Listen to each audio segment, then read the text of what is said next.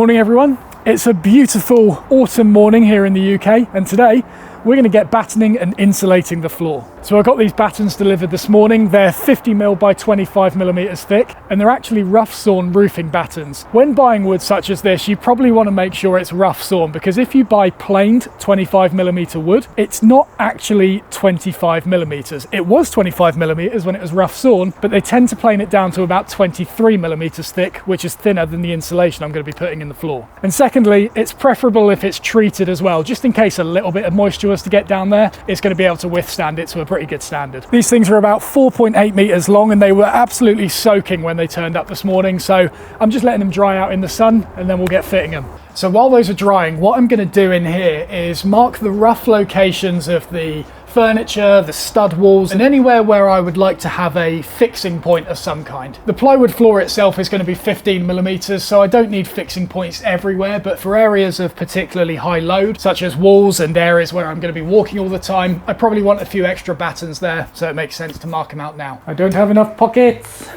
My plan was to cast a laser line round the internal walls of the van so that I could both confirm the location of the walls and use these lines as references for any other vertical things. I mean, I think the only vertical things would be walls, but... Okay, so to begin with, I've just propped up my laser level and lined it up with the end of the bed here and the end of the bed here. That's then projecting a line all the way up over the roof and back down to the other side, which is all very well, but the only thing this isn't showing very much is the tilt on it. So I've just been doing a bit of thinking, and I reckon I could reference the tilt on that from this join going up here. I'm pretty sure of all the surfaces in here, that's the one I am closest to being certain is vertical. So I reckon if I measure from in there across to the line, that's showing 1310, and down here I can't quite get all the way to the floor, but it's close enough, 1305. So we do have a very slight tilt on it. So I'm just going to pop a little shim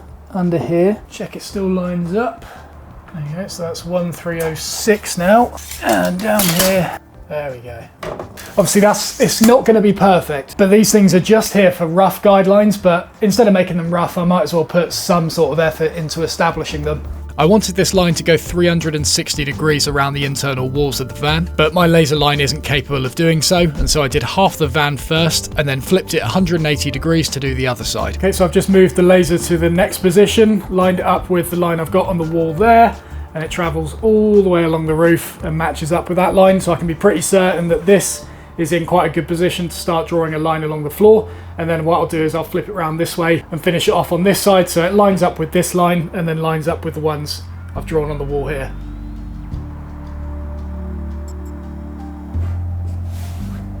Okay, so I just wanted to confirm things once more, so I've set up a laser line to the vertical there, and I've just been measuring from the floor, from that laser line, all the way to my one here. I actually ended up drawing two lines on the floor. It's the one on the right that I'm going for, and it's about 1300, which is only 5mm off what I measured on the walls here. You got to be careful when using these to establish lines in the van, because firstly you can't use the gravity plumb function that's built into them. You need to use the fixed one. But even if you're using the fixed one, let's say you're trying to line it up with a vertical so you can draw that along the floor. With this setup I've got here, it's still possible to line it up vertically, but you can quite clearly see it's off at an angle on the floor. When you're doing this, you need to have a very, very vivid picture of all the planes that this thing can be operated in, because if I were to set something up to that and then draw this line along the floor, that's going to throw a lot of things off. So instead, what I want to try and do with this one is tilt it all the way back so I get a line right over the roof, but it still lets me join up with these two opposing verticals. Okay, so that's tilted back. You can see the line just fades in here and it's going all the way up that join there.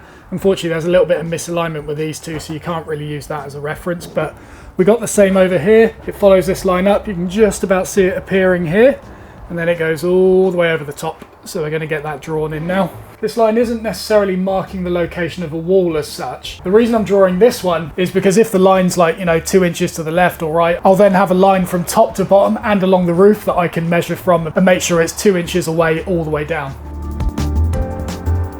All right, and there we go. Line going all the way round, down the top, down there, and down the floor. Of course, I'm pretty sure you could get these with a 360-degree laser, which would mean you could do this in less steps, but you would still be subject to things like it being off at an angle or off at a tilt. You'd need to go through all the same checks I've done with this. You'd just be able to actually mark it out in less steps. So with those 2 reference points along the floor, I reckon we can start marking out wall locations and then the floor battens.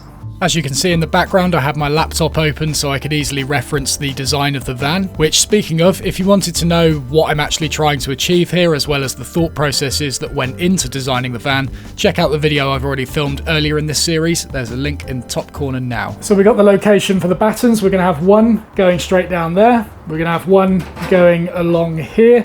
And then, of course, we'll have one at either end as well, and then there'll be a border going all the way around the edges, round the step here, round the edge, and then back to there. Now, of course, only having 4 battens along the length of the van is definitely not enough, but these battens are my priority. These are the 4 that I know need to be in those exact positions. The rest of them can just be spaced at 400, 600 millimeters center, something like that. I might put a few extra in the walkways, but we'll figure that out when we get to it. I just wanted to make sure I had these measured out first, rather than just start measuring out 600 millimeter centers, hoping it would line up with these. So with the primary locations for the battens figured out, I started cutting them to size and getting them fitted in their respective locations.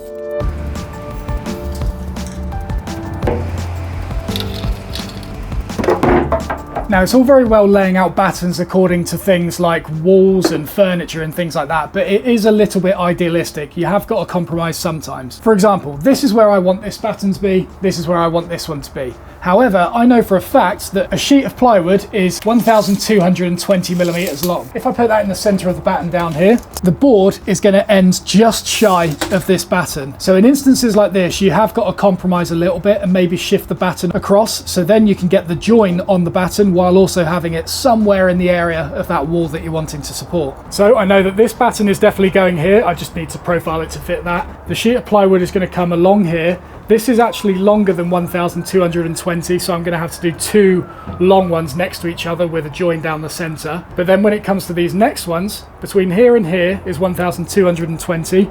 This is where the join is going to end, so I just need to shift this across to go over that. And then the next join with 1,220 is here, so I'm going to need to put a batten along there. And then this one is going to be kicked up against the edge of the seat, and so then there'll be a longer, thinner strip going all the way along here, which will be quite handy because it'll be nice and easy to then profile to the back of the seats. This might seem a little bit overkill, and I'm still up in the air about whether it is or not, but I can't question the fact having a solid batten below a wall is going to be incredibly useful for just driving straight down into it. So I think this will be worth it. Oh.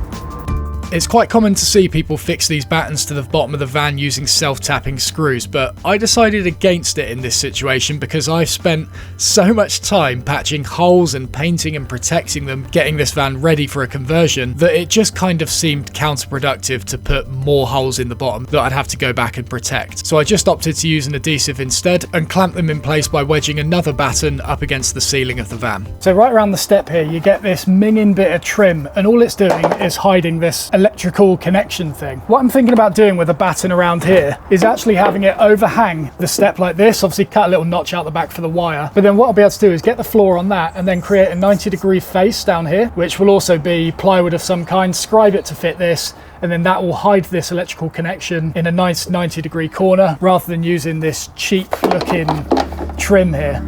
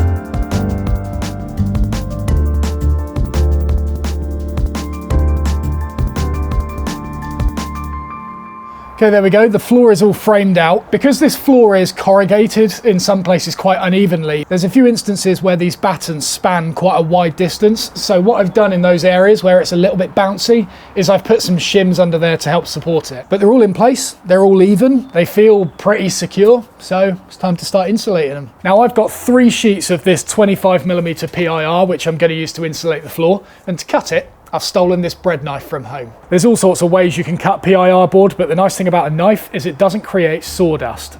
So then one by one, I went along and measured each rectangle individually and cut a sheet of insulation accordingly. And these actually worked out to be quite nice, manageable sizes. I just had to put a bit of thought into pre-planning where I was going to cut them out of the board in order to get the best yield.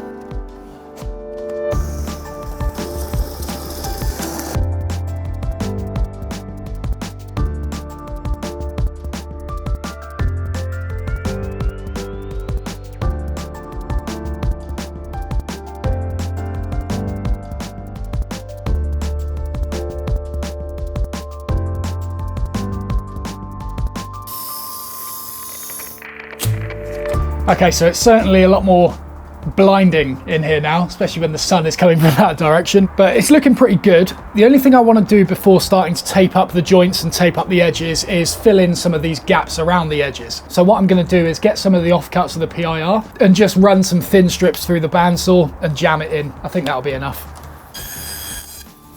Oh, that's loud.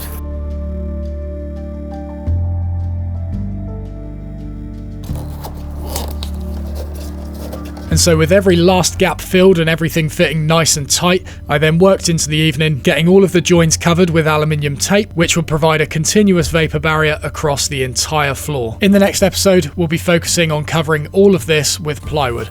As always, thank you very much for watching. If you enjoyed the video, please don't forget to press the like button, subscribe if you haven't already, and I'll see you then.